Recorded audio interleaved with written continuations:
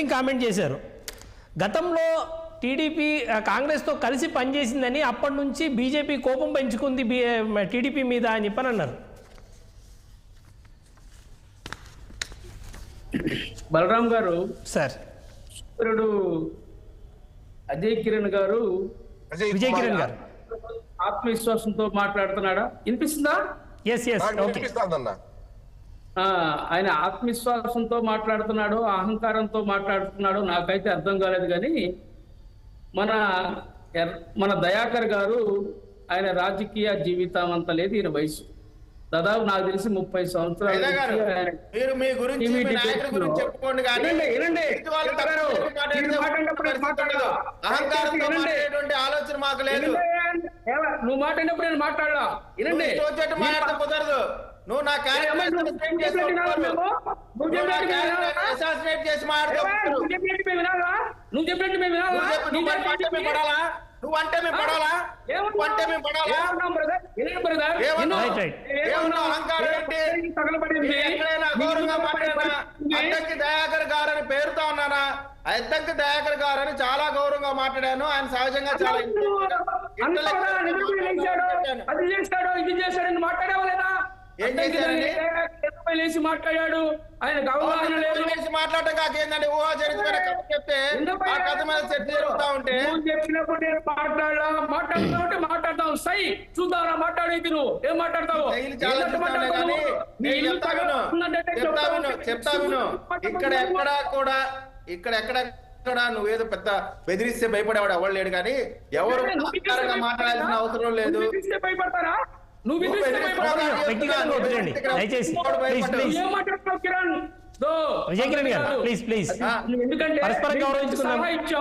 అర్థం చేసుకో.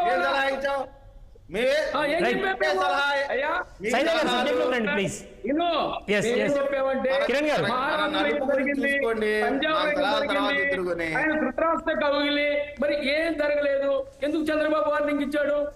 అందరిని పిలిచి తెలుగుదేశం పార్టీ నాయకులందరినీ పిలిచి నువ్వే అన్నావు కదా, ఇప్పుడే మీరు మాట్లాడారు. ఎవరైనా సరే ఈ దీని మీద కామెంట్ చేస్తే గట్టించి మీరే చెప్పారు కదా. కూటమిలో ఉన్నప్పుడు బాధ్యతగా వ్యవహరించాలా?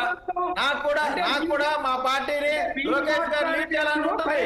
కానీ అది నా అభిప్రాయాన్ని 4 కోట్ల మధ్య చెప్పాలా అంటే నేను చెప్తాను బ్రదర్.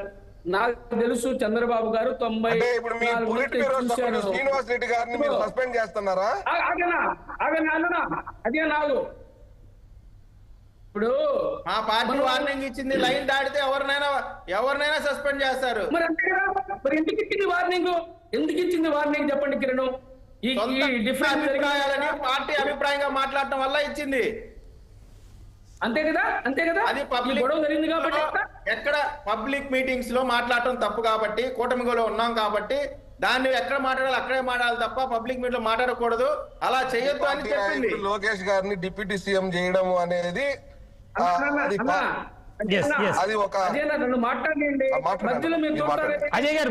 సమాధానం చెప్తా మీరు ఆగండి.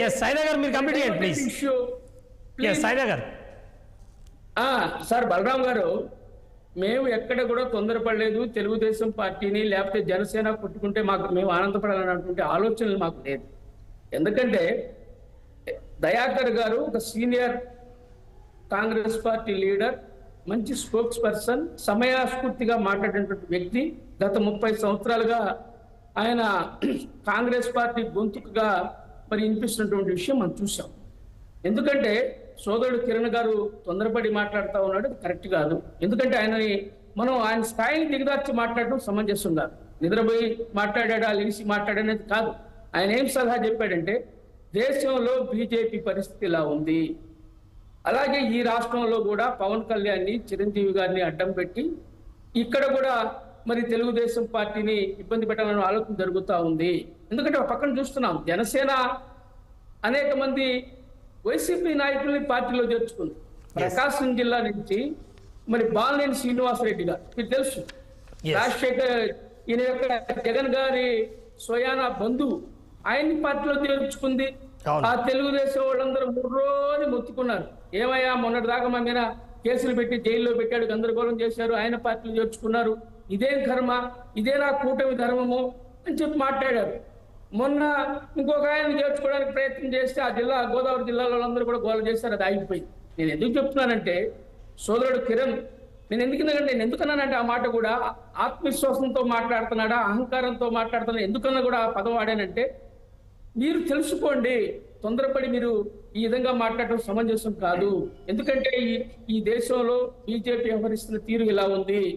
మీరు ఒకసారి గమనించాలి, మోడీ గారికి చంద్రబాబు గారికి ఇప్పుడు కాదు, గోత్రా అల్లర్లు చూసాం. గుజరాత్ లో గోత్రా అల్లర్ల టైంలో ఏపీ ముఖ్యమంత్రిగా చంద్రబాబు గారు ఉన్నారు, గుజరాత్ ముఖ్యమంత్రిగా మోడీ గారు ఉన్నారు. అప్పుడు వాజ్పేయి ప్రధానమంత్రిగా ఉన్నాడు.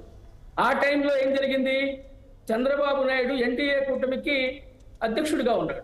అప్పుడు ఏం మాట్లాడాడు తెలుసా చంద్రబాబు, మోడీ రాజీనామా చేయాలా ముఖ్యమంత్రి పదవికి అని తీర్మానం చేశాడు. ఇప్పుడు కాదు, అప్పటి నుంచి కూడా వీళ్ళిద్దరి మధ్య వ్యక్తిగతమైనటువంటి వైరే ఉంది. ఇద్దరికీ తెలుసు ఒకరంటే ఒకరు పడదు, పైకి కౌగులించుకుంటా ఉన్నారు, పైకి మరి వాటేసుకుంటా ఉన్నారు. ఇది వాస్తవం. రేపు ఏం జరిగిద్దో మనం చూద్దాం. మీరు తొందరపడి దయచేసి మాట్లాడొద్దు. Right, sir. కాంగ్రెస్ పార్టీ మీ ఇద్దరికి తగాద పెట్టడంలో మాకు ఉపయోగం లేదు. మేము ఈ రాష్ట్రంలో మీకు తగాద పెట్టడంలో మేము అధికారంలోకి వెంటనే రాము. మేము ఏం చెప్తున్నామంటే డబుల్ ఇంజిన్ సర్కార్ ప్రభుత్వం ఉంది, దయచేసి మీరు జాగ్రత్త చేసుకోండి, ఆ పార్టీ పనితీరు ఇలా ఉంది అని చెప్పి మేము చెప్పాం. సలహా అది తప్పంటండి, మీ పార్టీ నాయకుడే చెప్పాడు, ఎస్ సార్, వార్నింగ్ ఇచ్చాడు మీ పార్టీ నాయకులకి. ఎస్ మరి ఇది వాస్తవాలు కదా, వాస్తవాలు దాచిపెట్టి మీ ఇష్టానుసారంగా మీరు ఏదో అధికారంలో చెప్పి విర్రవీగితే Yes, sir. జగన్మోహన్ రెడ్డి బట్టి కడితే మీకు పట్టింది. ఎస్ అర్థం చేసుకోండి. ఓకే. విజయ్ గారు ఏదో రెస్పాండ్ అవుతున్నారు.